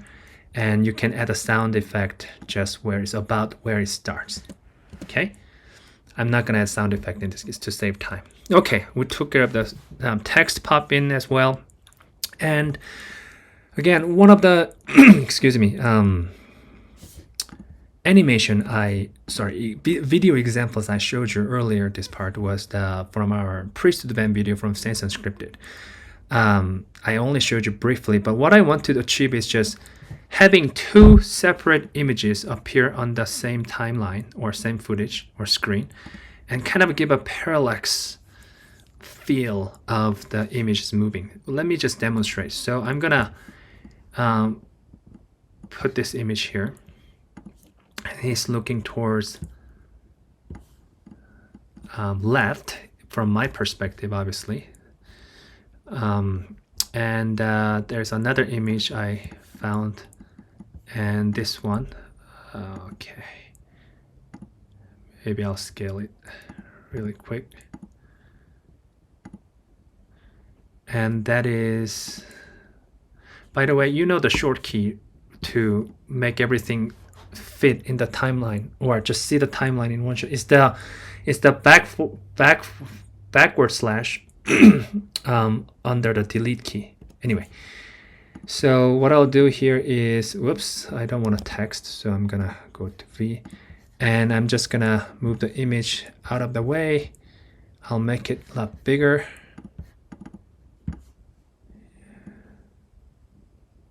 Oops, I rotated a little bit. So, you know, if you're using mouse, it's not bad, but sometimes using just this position numbers and just drag it with the mouse might be even easier to do it, so you don't accidentally rotate if you're using a trackpad like I'm doing right now. So what I want to achieve here is these two images. I wanted to let me just demonstrate what I'm doing, because I'm basically mimicking. When I saw the pre-student video, I asked Taylor, hey, how did you achieve this look? And again, this is all keyframe and this is how it is. So what he did was, each of this image will move towards to the direction that the subject in the frame is looking at. So she will continue to move to the right, and his image will continue to move to left. Okay, they're not really in the right proportion, but just for the time's sake, forgive me for doing that. So let's just make it a little bit bigger. What I would do is maybe around here. The image should be a little bit shorter here, the space here. But anyway, what I'm gonna do is, so in the very beginning, I'll just create a position, and at the end or near the end, one frame, what I'll do is I will have her basically keep moving towards this direction. Okay, so this is what's gonna happen. The image is gonna move that way, and at the same time, excuse me, this image right here, I'll create a key here, and near the end, one frame set before, and I'm gonna have him move a little bit towards that way. Okay, maybe okay, I kind of lost the middle because it's overlapping, so that's kind of my bad. But what I'm doing now is so when the animation happens, this is what's gonna happen. Clearly she's moving too fast, so even though it's a test or just a practice run, I'm still gonna edit it. So I'm gonna click it, and okay, you moved a little too much, lady. So this is what's happening. Now she's moving too slow. But what I'm doing is, then once I made keyframes for each image or each element to move, I'm gonna then nest it. And when I nest it, I'm just gonna not give it a name right now, and I can actually add another keyframe on top, and I'm gonna zoom in this time. So scale, and I'm gonna make it a little bit bigger. Oh, that's too big. And then there are like 3 different animations or motions that is happening together while these 2 images are coming to each other, but then it's getting zooming in. So that is clearly not the best example or demonstration, but if you look at and click on this example here, then you will see what I'm talking about. Oh, let's see. Yeah, right here. Years of the Restoration, black men did hold the priesthood, just like white men. Anyway, I just thought it was just another neat example of how we can use keyframes and stuff. So more on nesting later. So that is about all I have about for keyframe. Let's move on to the transition. Now we have some basic understanding of how keyframe works. Let's see how we can even utilize them further for some professional looking, semi-professional looking maybe transition. So I have 2 footage prepared here. I'm just gonna drag one here. Maybe I don't need that much. And then I have another footage here, and I'm just gonna use this as an example. First of all, so this is 1080. Even though this is exported as 1080, looking at the footage, you can probably tell that this was done with probably shot in 4K or even 6K, and then just exported as scaled down as 1080. That is definitely better quality than exporting actually 1080 footage into 1080, because you are putting a lot more information down if you are scaling down from 4K to 1080. That's why, again, 4K filming is more like a standard nowadays. This one, even though it's definitely shot in 4K, I feel like the digital sharpness is a little too much from the camera. That's what it tells you, that the camera is just sharpened this too digitally, while this looks a lot natural, and then the skin tone also looks better exposure. Well, this one was a little bit, to be fair, she was under like a shadowed area, but then the background is just overexposed, so it's not a fair comparison. But her skin tone is also a little bit too to me, just it is sharp, but not so pleasing color in my opinion. So this would be my kind of a standard to match. And again, this is a transition editing video, not color matching or grading video, but I'm just gonna do a quick color prep to match. So by just looking at it, this one has more green tint. And sometimes, again, some people like Sony camera because they give you that kind of a green tint on look, and to some it makes things look a little bit more cinematic. Of course, I'm not like top professional or anything, but I'm just sharing my opinion here. So I'm gonna go to color. Yes, it's overexposed. This one is very well exposed, and so this one's kind of everywhere, and then the less contrast and all that shows that this camera or lens is superior, obviously, than this one. But I'm gonna do is that let's just try the it feels like this is a lot more saturated, so I'm just gonna go vector scope and turn up the waveform for a second. Yeah, so this line is basically kind of a broadcast safe, basically for TV. So anything above this line, if it's too saturated, then it won't show well on TV broadcast. Well, when we don't need to worry so much about when we're looking at our computer or smartphone or so on. But it is true that it is a lot more saturated than this. So obviously what I'll do is I'll just lower down the saturation a little bit, just a little bit. And then I think I'm gonna just add a little bit more green tint. So in this case, I'm gonna go back to waveform, turn up the YUV, and I'm gonna bring down the white a little bit. We already lost all this information, so there's not much we can do, but at least around the highlight area, I think I'll bring down the highlight around our skin tone just a bit. And then I'll add a little bit of green tint, just a bit.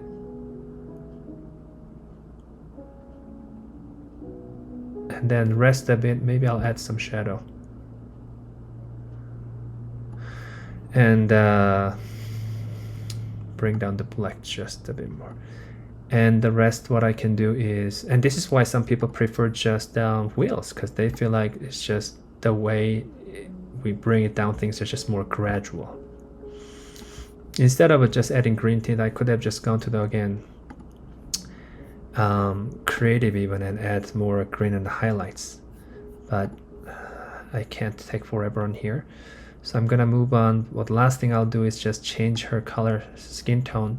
Even though this might be the most, probably what it really was, she was a little bit sunburned and all, but I'll bring down the saturation just a bit. And then maybe her skin tone hue as well. So this is before, and this is after. I mean, it's not anything perfect or close, but it fits a little bit better in my opinion. I probably should play more with the highlights, tint and stuff, but I'm happy with that for now. Okay.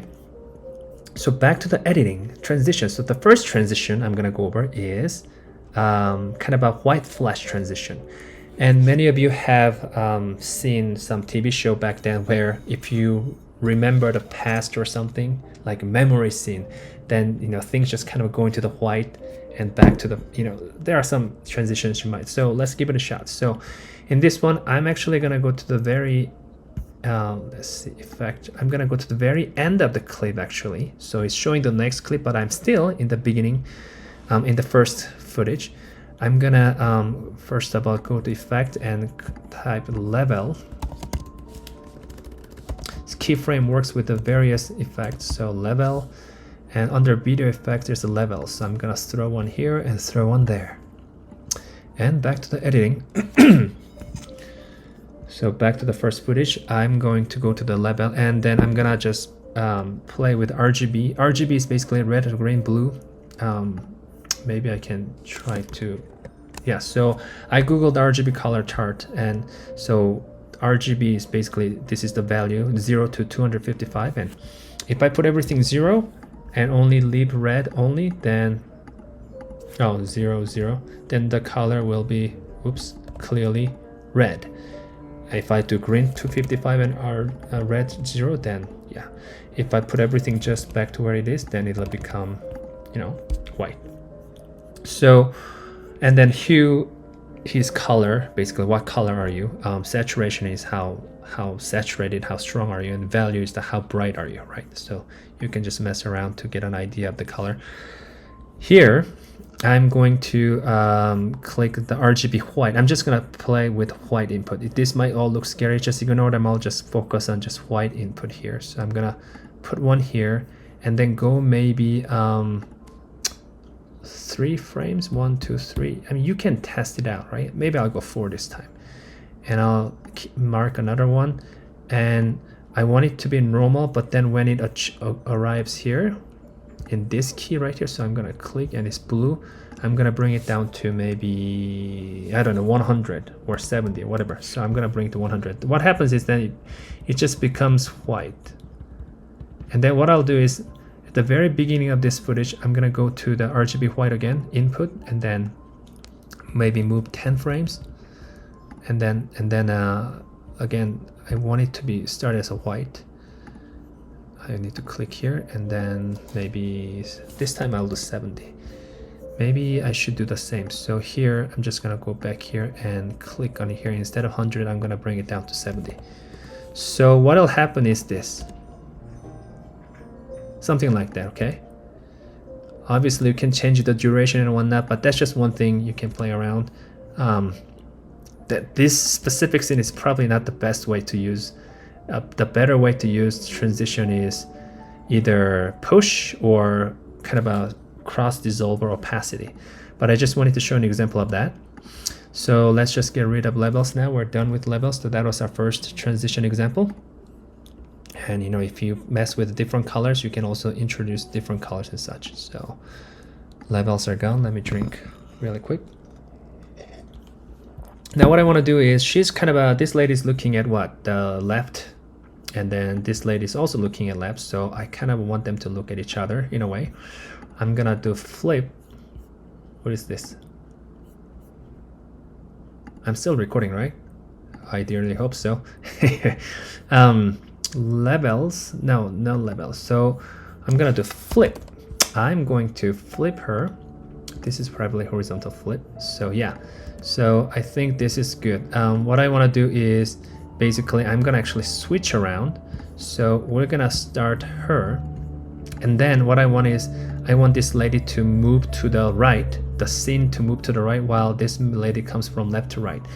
One thing we can do is just simply just push, which we covered in our February call. You can just add a push here, double click, maybe, I don't know, 5 or something. And then if you play it, works. And you can, if I slow it down, this is how it works.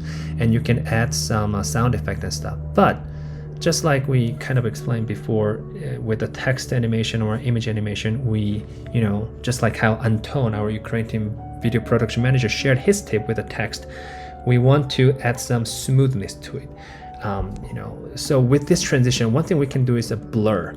So this is then what we can do with, obviously, by the way, if you just want to stick with this, yes, you can change the kind of a play around here and the direction wise and stuff like that, up and down and stuff. But if you wanted to make it a little more professional, then this is where we go back and use the keyframe again.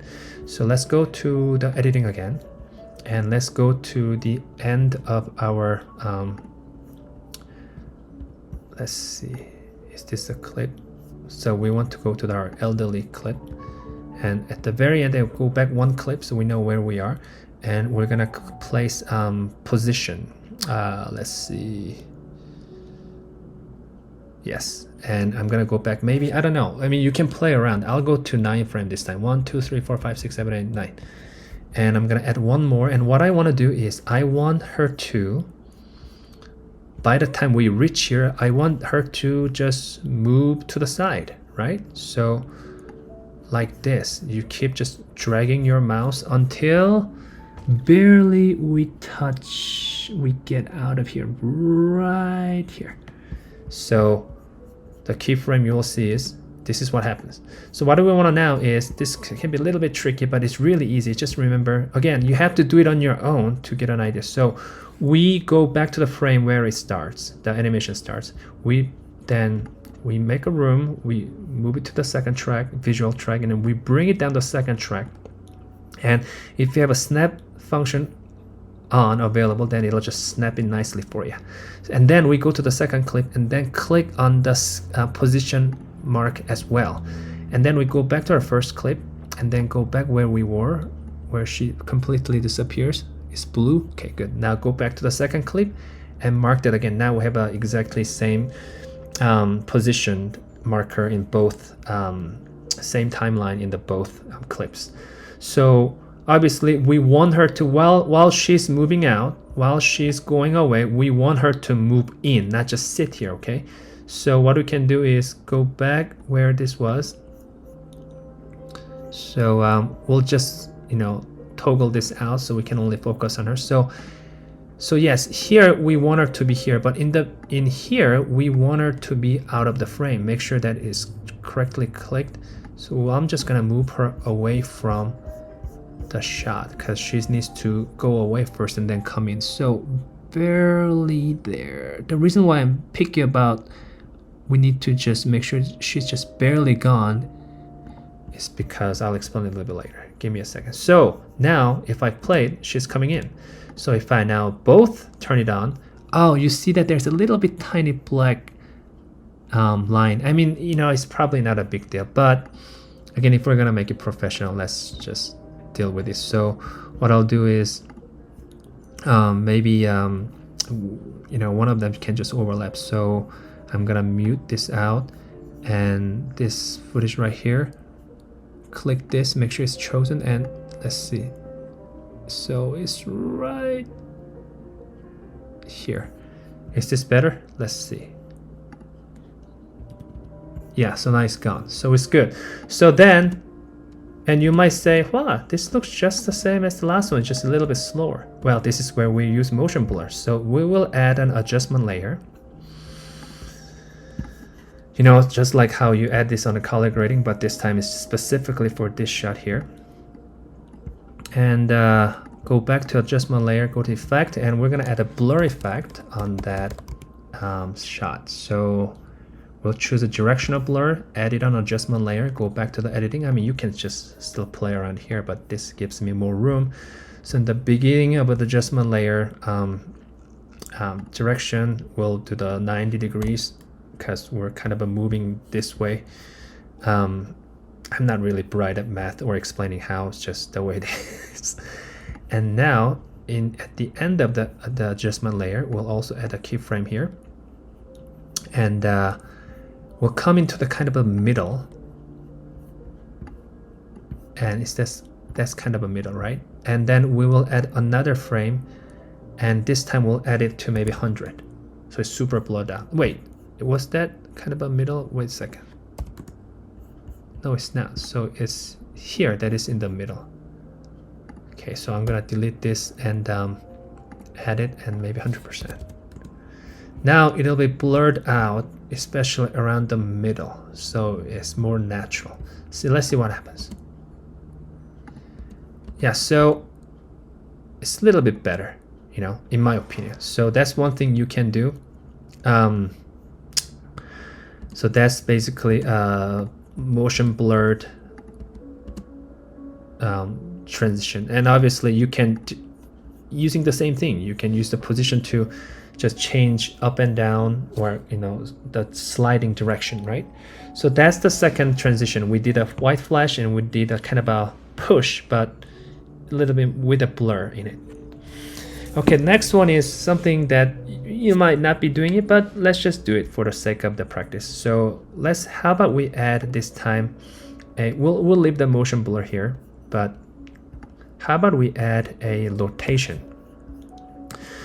So this time, and obviously you want to add a sound effect for all this kind of when the transition is happening, generally speaking, okay? So now we don't really have anything going on other than the blur. what I'll do is here in the beginning, so we didn't touch anything, so 10 frames from the end, or almost the end and stuff. So this time what I'll do is we will add a rotation. So there is a rotation here, and then here we'll near the end, let's turn up the blur for a second so it's not distracting. So at the very end, one before, I'll add another rotation, and this time I want it to be 180 degrees. So what's gonna happen is something like that. Okay, so the first shot is doing that, and obviously we want the second shot to do the same thing. So what is it? At the very beginning we add a rotation, and then on the very end,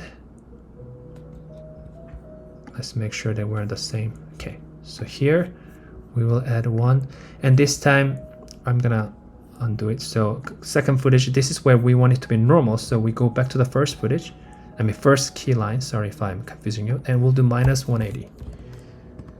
So what's happening now is when I do, I need to make sure. So this is basically what's happening. Obviously the second footage is right behind her. So this is what's happening, and the way we make it really look cool is this. So I'm gonna move this up. I'm gonna actually move this one more up, make 2 rooms. I'm gonna cut it. Okay, now I need to make it a little bit bigger to see, or I can just push this down here. I'm gonna cut C and probably just hold Option key or Alt key and bring it down, duplicate. And on this one, what I need to just still kill the motion blur. So what I'm gonna do here is, in the second one, I don't like this black part to shown, so I'm just duplicating that part, and I'm gonna just increase the position.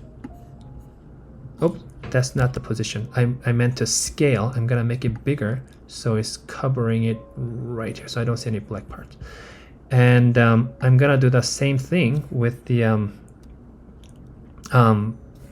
let's see, the second footage. But the one thing I'm gonna do is that instead of because there gotta be a place where if I just leave it here, the second part will never show until the animation ends. So I'm gonna kind of meet in the middle.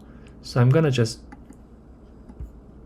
drag it here, and I'm gonna cut it right here. No, I don't need to actually cut. So I'm gonna go back to V. V is the key to just go back to the normal, like what is this called? Selection tool. Option to duplicate. And this time I'm gonna just hide this. What I need to do is just make sure that the second layer here needs to have a scale that is big enough to cover. I don't need a position, so yeah, right there. And so bring it back. So this is basically what's happening. Oh, apparently I messed up, that this part needs to be a little bit bigger to cover the black part. There we go. So this is what's happening, and if I add motion blur now, then it's a little bit more, you know, and obviously you can adjust the length of the rotation and stuff. So I don't know, like sometimes you might want to rotation and you might want to be more adventurous. Instead of the 180, do 360 maybe, you know. So make sure that, you know, just you know, if one side is going from 0 to 180, the other side needs to start from negative 180 and stuff. So that's another thing I wanted to show you. So rotation is done. Then the very final thing I want to show is the blur transition. We're almost getting done, guys. So back to our footage here. Maybe this time I just want to do it this way, so they're kind of looking towards each other. One thing I can add is a blur. So this time I'm gonna go to effects and then add blur. So this time I'm gonna add Gaussian blur. Gaussian blur is great in the later color grading and stuff to hide the blemishes and exist on your subject's face, but we're gonna cover that later. So Gaussian blur, I'm dropping on both. I think this is French, like so many French language here. Anyway, I love French language even though I don't know anything. on French. So here what we can do is it's kind of the same thing. Let's go to the frame and this time, yes, delete. We'll use the blur. So where's the Gaussian blur? We can put a keyframe there, and we can maybe go back to 1, 2, 3, 4, 5. I don't know. Let's try that, and we can add 1, and we want it to go blur. So here I'm just gonna click this, make sure it's selected. I don't know, is it 50? Yeah, we can, or we can go to 100, maybe 200, maybe let's go really blur, 200. All right, and make sure this repeat edge pixels is selected. It's selected by default. If don't, then you will see this introduce this vignetting at the end, around the edge. You don't want that. And we want to do the exactly same thing. Go to the very beginning. Okay, I don't need this. Rotation is gone. Yes. Oh shoot, what happened? Oh, this is what happened. In the very beginning, we can choose the blur again and go to 10 frame or 5 frame or however many frame you want here, and then blur was, oh, I need to change the one in the beginning, right? So right here, about 300. Was it 200? Maybe. And yeah, that's what we can do, something like that. And obviously you can change the speed, but another cool kind of transition if you know the keyframe, right? So that's basically all these keyframes that you can play around and choose. And then one of the assignment until next call, you will be using one of these tricks that you just saw, practice on your own and put it in this practice or real production video. Of course, if you actually know a different trick or better trick, just like how Anton shared his knowledge with us, please use those and explain to us during the call, actually, when we go over your video, okay? The very last thing I want to cover here is MOGRT. How do you say that? MOGRT? I don't know, but it's a motion graphic template. And then we're talking about MOGRT, which is easy format to work with, which is Premiere Pro itself. So let's go to the editing, and let's just use this again. Let me just double click it and then grab this. You know what, let's just change and make it the 1080. And so if we want to use motion graphic text and various type that, you know, even if we don't use After Effects, we have a tons of great motion graphics that you can download from, especially Envato. Or, you know, if you go type in MOGRT, they'll give you a bunch of examples out there. So and you need to make sure that it's either Premiere Pro template or it ends with, you know, MOGRT or Premiere Pro. So that's what you want. You don't want to download AEP or, you know, like After Effects files. So once you, I think this is what Philippines team decided to try it out. And nice thing about it is you can change the color and font, everything, basically anything in this format. So simply what you do is go to Effects and you just click Essential Graphics, and there are already several templates available that you can use. But generally speaking, the basic template is not bad. You can definitely make use of it, and if that's the better way for you to try it out, feel free to do so. Otherwise, you will just go through and find something you want to download. Okay, I haven't done this before. I didn't prepare, but you know, Mac really thought this was a cool one, and I agree. I'm just going to download it too. So all you need to do is just send me the link and I will download it for you. Just click on the video template and type in whatever you want. Maybe type MOGRT or something. So there are minimal quotes here. They even offer fonts if we need to download it or link it. So MOGRT file format is there. I'm just gonna put this in the desktop for now. So minimal is what it's called. You push this button right here to add your own MOGRT. So I already had one before, but this one I'm just gonna try what Mac, our Philippines team video production manager, recommended or wanted to try. So to find it, I'm sure there's a better way to locate files, but I'm just gonna drop it, and all you do is just double click or just drag and drop it. And it's loading a little bit. Obviously I need some font. That's probably what the link thing was for, but this will give you then bunch of different animation format. Okay, I need a little bit longer background footage, but let's just start with this for now. And I'm sure what they will do is they'll give you, so this is one example there, but if you go to the now edit,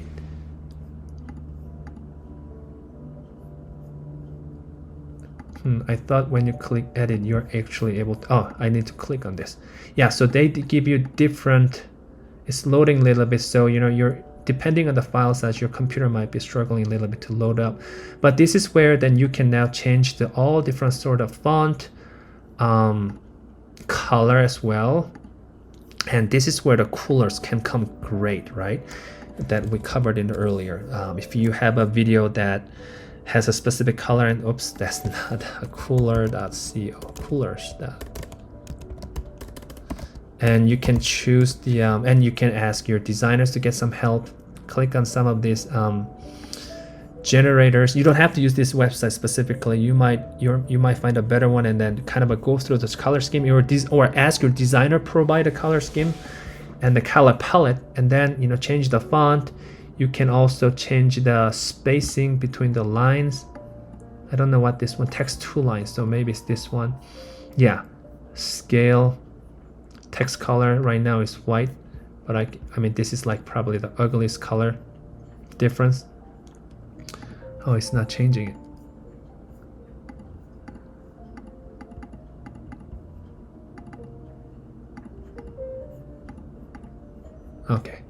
Okay, it changed, never mind. So and then the quote is, hi, this is my test. I can also delete the original text that is already there. It's bunch up there. Yeah, so every motion graphics will have their own different things. Some of them works really well with the, you know, color, and you can also adjust the speed of the animation and stuff. I'm just showing you the very, very basic stuff here. So you can then use different, it can be just animation graphics, or it can be an actual text. But yeah, to me, MOGRT is basically to just save time while not, you know, not diminishing or compromising your quality. Let's try if something else there too. So maybe VPG example. I'll add some of this as well in the full folder. So in this case, I added this cinematic one. I'll just try this one. This looks a little less heavy. This is how it looks. You can probably scale it. It's shot over 4K, so that's what you're doing it right here. I'm sure the opacity is there for that. You can adjust. And some of the files, basically what they'll do. And then, you know, sometimes you can just, so this one shows different. What I'm trying to say is that, so this is the animation 1. If I choose animation 2, what's the animation 2? And sometimes if it's loading too slow,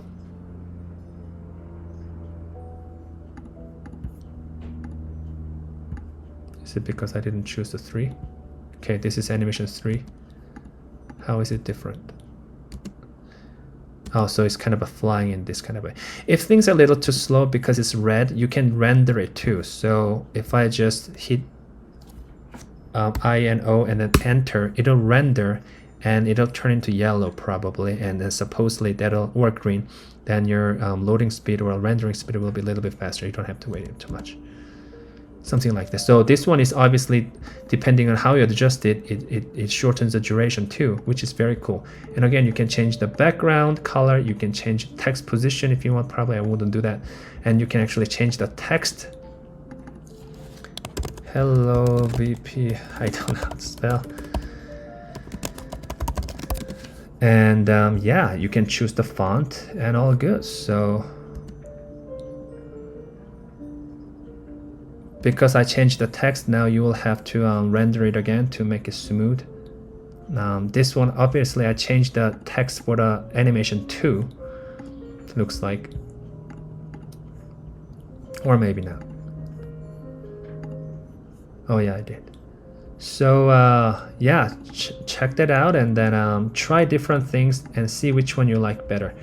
MOGRT is not something I've been super used to it, but I'm excited to learn more about it and play around. So the bottom line here is a full recap. We kind of went over all these items and the MOGRT as well, and the resources folder is where I will upload this.